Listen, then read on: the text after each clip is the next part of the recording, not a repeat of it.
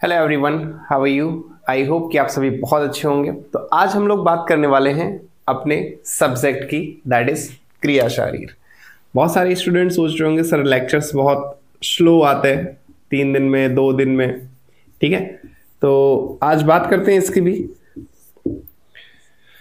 उससे पहले समझते हैं क्रिया शारीर किस बुक से पढ़ना है, क्या क्या पढ़ना है। पढ़ना बहुत सारा है, सभी है, बट क्या पढ़ना है ये ज्यादा इंपॉर्टेंट है।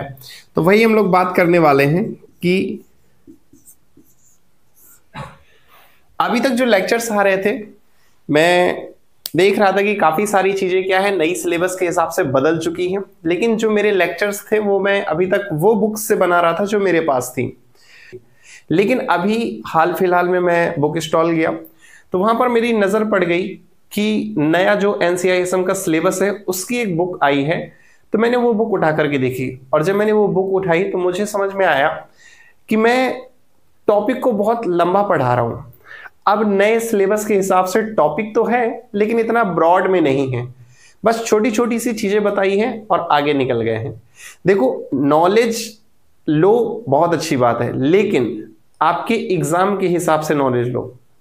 जिंदगी पड़ी है बहुत कुछ सीखने के लिए, लेकिन अभी एग्जाम निकालना बहुत इंपॉर्टेंट है।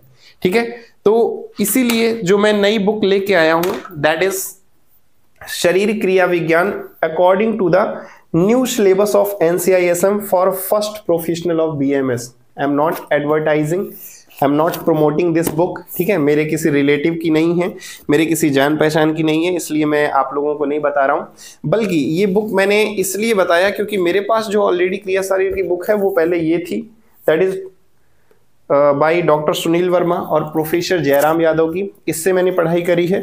या इंग्लिश के बारे में अगर मुझे इंग्लिश में टॉपिक समझना हुआ तो मैंने ये वाली बुक से रीडिंग करी है, प्रोफेसर RR देश पांडे और प्रोफेसर डॉक्टर सुभाष रानाडे।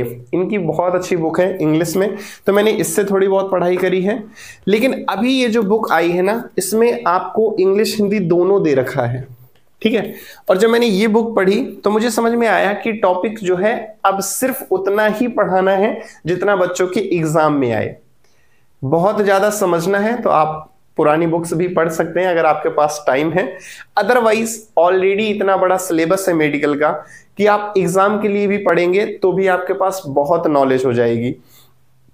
ठीक है, तो मेरा मेन मोटिव यही है कि अब से जो लेक्चर आएंगे वो बहुत ज्यादा लेंथी नहीं आएंगे। जितना बुक में दे रखा है कंसाइज वे पे उतना ही टॉपिक मैं आपको पढ़ाऊंगा, और then we will shift in the next chapter. रही बात मॉडर्न की, तो मॉडर्न में तो यही बुक चल रही है, that is essential of medical physiology by K Sembulingam. ठीक है, तो यही बुक चल रही है, हर मेडिकल कॉलेज में शायद यही चल रही है, मुझे तो लगता है। आयुर्वेदा की अलग अलग है, बट मॉडर्न में यही के सेम्युलिंगम ही चलती है। आयुर्वेदा की आपके कौन सी बुक चलती है वो आप नीचे मुझे बता दीजिएगा।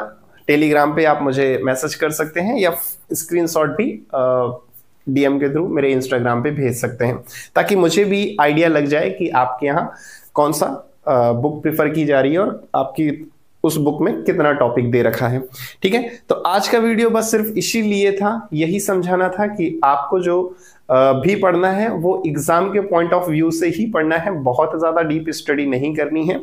तो अब से लेक्चर इसी बुक से आएंगे, और मैं कोशिश करूंगा कि जो आप लोग कह रहे हैं कि सर अपने नोट्स दे दीजिए, देखो नोट्स पर्सनली मैं ये सजेस्ट नहीं करूंगा कि आप कभी भी दूसरे के नोट्स खरीद के लाओ और उससे पढ़ो, उससे कोई फायदा नहीं होगा। या तो आप खुद के नोट प्रिपेयर करते हो तो अच्छी बात है, अदरवाइज मैं यही सजेशन दूंगा कि आप बुक से ही स्टडी करो, बुक से ही रीडिंग करो। ठीक है, बुक्स इसीलिए बनाई जाती हैं, इसलिए नहीं बनाई जाती कि बुक आप अलग बैग में डालने के लिए ले लो और नोट से आप पढ़ाई करो, बुक से ही पढ़ाई करो। ठीक है, खुद नोट्स बनाते हो वो अलग बात है, बट प्रेफरेंस हमेशा बुक को दो। तो नोट्स वगैरह मत मांगो, मैं ऑलरेडी अब बुक के थ्रू ही पढ़ाऊंगा, तो बुक की सारी PDF मैं ऑलरेडी अपने टेलीग्राम पे डाल ही देता हूं, तो वहां से आप डाउनलोड कर लें। इसी के साथ इस वीडियो को यहीं समाप्त करते हैं, और आज का वीडियो बस यही एक पॉइंट को क्लियर करना